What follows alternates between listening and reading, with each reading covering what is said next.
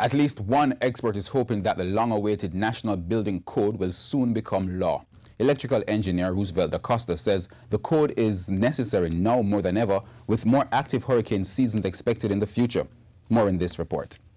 The hurricane season may be over and it's 6 months to the next, but experts are cautioning Caribbean countries to revisit how they prepare for major storms.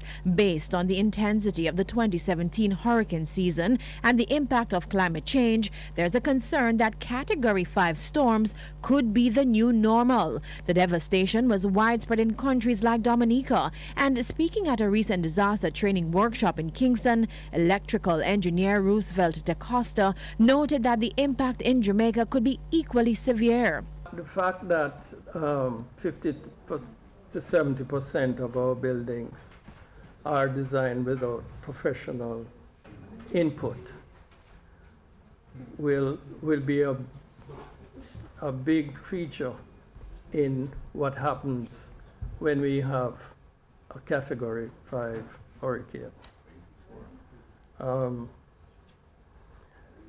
A lot of buildings that already exist, they would need to be retrofitted to make them more resilient.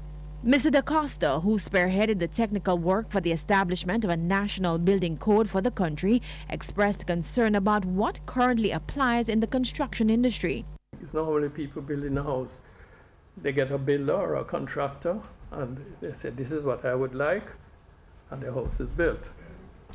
This new act will have a more processed approach to putting up buildings, because the whole purpose is to safeguard public safety.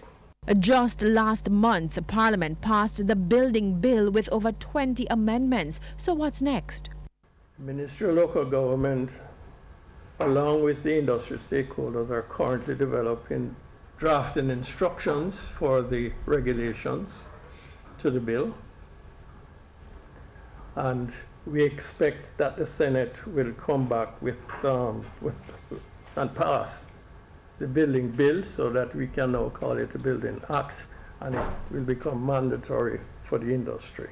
As it relates to the regulations, he says some have already been developed. The current legislation dates back to 1902. It was updated in 1983 as a policy document, but it's not enforceable. Janella Precious, TVJ News.